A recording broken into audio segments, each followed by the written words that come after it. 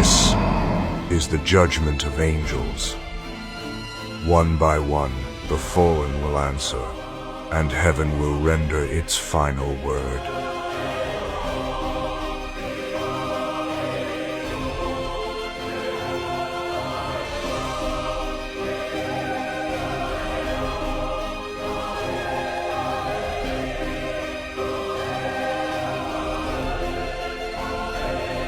Order in the court of heaven! All rise for the King of Kings and Lord of Lords!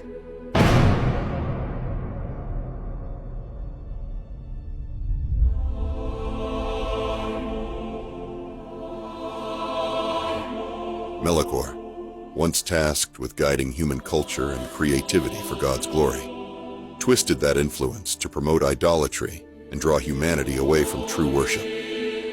Today, before the throne of judgment, he must answer for his rebellion and the souls he led astray. This is the trial of Melekor, the architect of idols.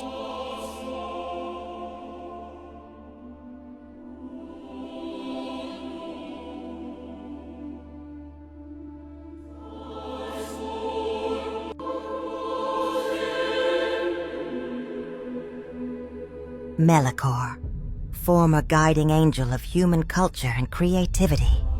You stand accused of high treason against the Almighty, of ensnaring mankind in idolatry and leading countless souls to destruction. How do you plead? I plead not guilty. I gave them what their hearts desired. If they chose false gods over the true, their blood is on their own hands. Let the record show the accused's lack of remorse.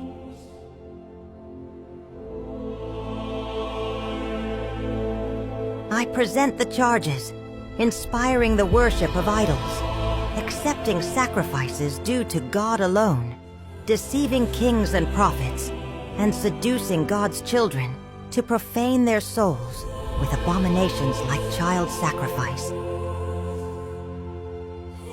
They were weak. I merely opened the door to what they wanted anyway. Is it my fault the Almighty remains silent, distant, invisible? I gave them gods they could see, touch, control.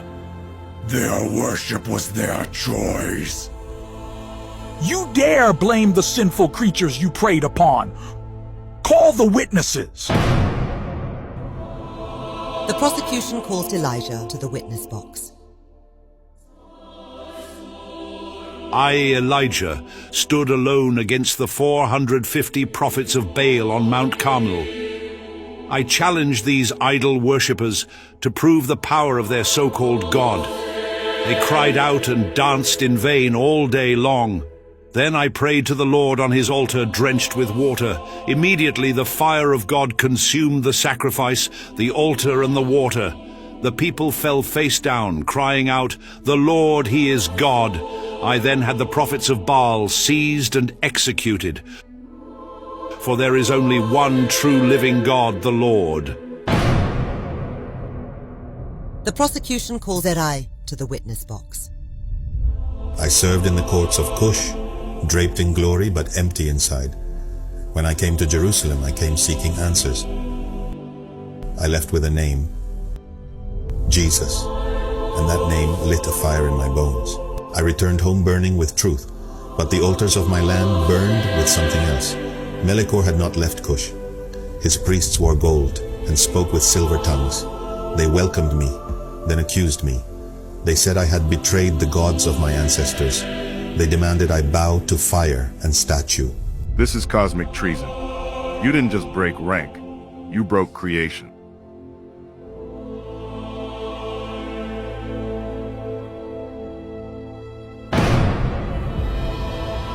The prosecution calls Teresa to the witness box. I never saw him in flames or shadows, but I saw him in the neon glow of false promises, in temples made not of stone but of screens, in the pursuit of self over sacrifice. I have walked through cities where he wears the mask of progress, of pleasure, of control. He whispers that God is outdated, that truth is relative, that fulfillment is found in the next thing, the next thrill, the next self-made truth. The court has rendered its final decision. Melekor, you twisted my good gifts into weapons against those I love. You authored abominations, deceived the weak, and reveled in their damnation. You rejected me and exalted yourself as an idol. I am the only way, truth, and life. All other paths lead to death. You have sealed your fate. I find you guilty of rebellion, idolatry, and the murder of souls. I strip you of your crown and cast you into outer darkness, where there will be weeping and gnashing of teeth for all eternity.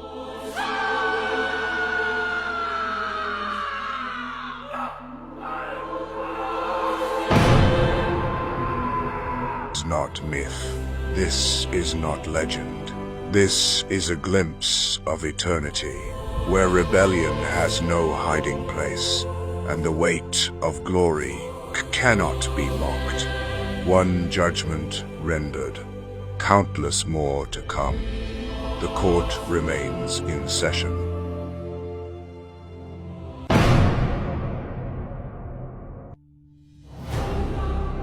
What you've just witnessed is a dramatized account, built on biblical truth, but portrayed through creative storytelling. While the names, charges, and courtroom details are fictional, the reality is not. There is a coming judgment, a day when fallen angels and all who defied God will face the righteous judge. Revelation 20, verse 11 to 15. And the saints, redeemed by the blood of the Lamb, will reign with him and share in his justice. 1 Corinthians 6, verse 3. Let this not be mere entertainment. Let it stir your heart to worship, to holiness, and to hope. Because if God will judge angels, how much more should we walk in the fear of the Lord? Stand firm, the kingdom is coming, and justice will be done. The court has rendered its final decision.